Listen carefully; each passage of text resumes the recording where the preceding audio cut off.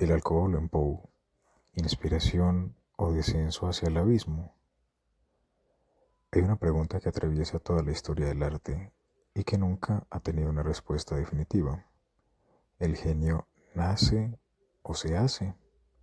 Y aún más inquietante, ¿la genialidad surge de la lucidez o del exceso? Porque si miramos atrás, hacia los orígenes mismos de la literatura, encontramos algo que incomoda, que la creación no siempre ha estado del lado del equilibrio. En la antigua Grecia se decía que el poeta no hablaba solo, hablaba poseído, como puede verse en los inicios de la Ilíada, la Odisea o la Teogonía, donde el poeta no habla por sí mismo, sino que invoca a las divinidades para que hablen a través de él. Dionisio, en la interpretación de Nietzsche, no era un símbolo, era una experiencia. Embriaguez, desborde, ruptura de los límites del yo. Se cuenta que Esquilo escribía bajo los efectos del vino, y quizá por eso su teatro es coral, múltiple, desbordado, como si el sujeto no bastara, y sin embargo, ya desde ese mundo antiguo aparece una advertencia. Eurípides, en el verso 554 de El Cíclope, lo formula con crudeza, al afirmar: te costará lágrimas si amas al vino y él no te ama a ti. Es decir, el licor es fuente de sufrimiento si no se tiene la capacidad de soportarlo. El dolor es constitutivo, el exceso no lo crea, pero tampoco lo resuelve. Y ahí comienza una transformación decisiva, cuando aparece el género lírico, cuando aparece Arquíloco. El poeta deja de cantar solo de lo que le es dado y comienza a hablar de lo que le duele. Con ello, para Nietzsche, nace el poeta subjetivo, el exponente de un yo desgarrado que, precisamente por eso, se vuelve universal. En la poesía elegíaca, que canta al amor y al odio como parte de la experiencia humana, se pone en evidencia que amar es exponerse, y exponerse es quedar herido.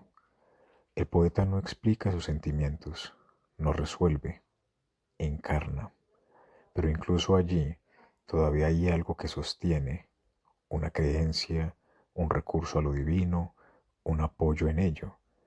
Y cuando desaparece, nace el hombre moderno, el hombre sin Dios, sin rescate, sin garantía, el hombre que cae sin red que le rescate. Y es en este punto donde Edgar Allan Poe aparece. Pero en Poe no continúa esa línea, la radicaliza, porque en Poe el sujeto ya no está solo frente al mundo, está solo frente a sí mismo. Y eso es mucho más poderoso y llamativo. Para entenderlo hay que volver a su vida, porque en Poe la relación entre vida y obra no es un adorno, es estructura. No estamos ante un escritor que bebía por exceso constante, sino ante algo más frágil y más peligroso. Poe no toleraba el alcohol. Pequeñas cantidades producían en él efectos extremos, hiperlucidez momentánea seguida de una caída brutal a nivel físico, mental y emocional. Un solo vaso de licor podía elevarlo, dos lo destruían. No era el exceso sostenido, era la imposibilidad de control.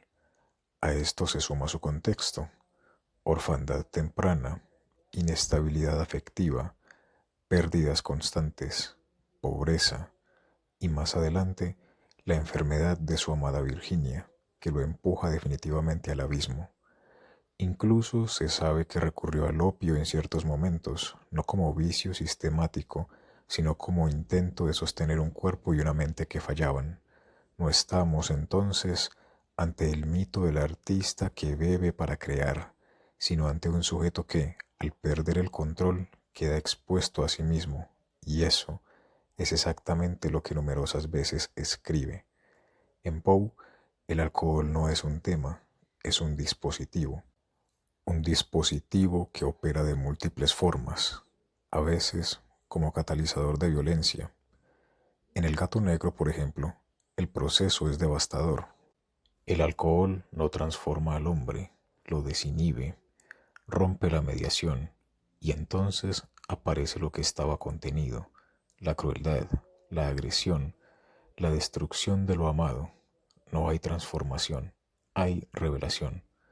Otras veces el alcohol altera la percepción, distorsiona la realidad, disuelve el juicio, vuelve inestable el mundo. Pero aquí Poe da un paso más, porque incluso cuando no hay alcohol, hay embriaguez.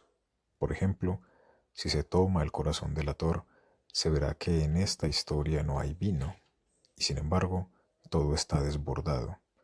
El oído, la conciencia, la percepción se intensifican hasta volverse insoportables.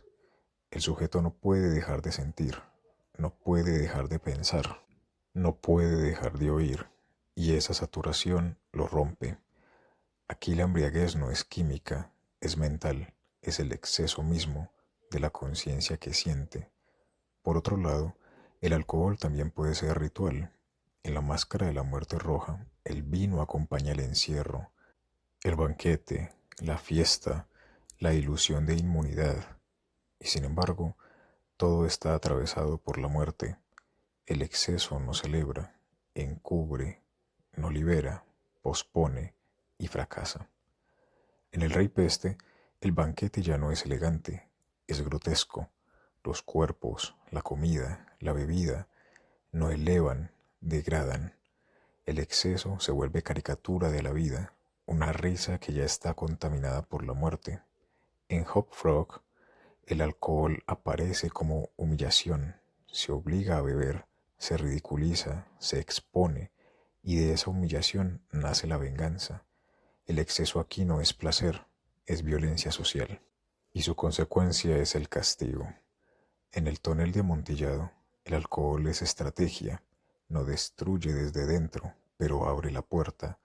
Fortunato bebe, confía, se expone, y esa exposición lo condena.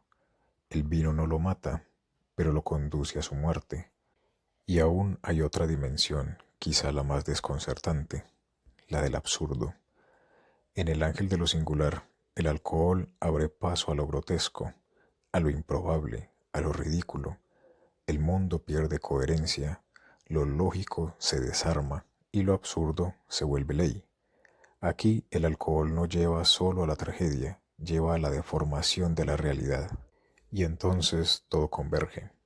El alcohol en Poe no es un elemento aislado, es una puerta hacia lo instintivo, hacia lo irracional, hacia lo destructivo, pero también algo más profundo, la pérdida del control del sujeto. Y volvemos inevitablemente a la pregunta inicial. ¿La genialidad nace de la lucidez o del exceso? Poe parece responder de una manera incómoda que el exceso no crea la obra, pero revela al sujeto, y que la obra es lo único que queda cuando el sujeto ya no puede sostenerse, porque en Poe no hay redención, no hay rescate, no hay intervención divina, solo hay un hombre, solo frente a sí mismo, y ese hombre, cuando pierde el control, no encuentra libertad, encuentra el abismo. Y quizá la verdadera genialidad no esté en evitar la caída, sino en ser capaz de mirarla de frente para transformarla en material de arte.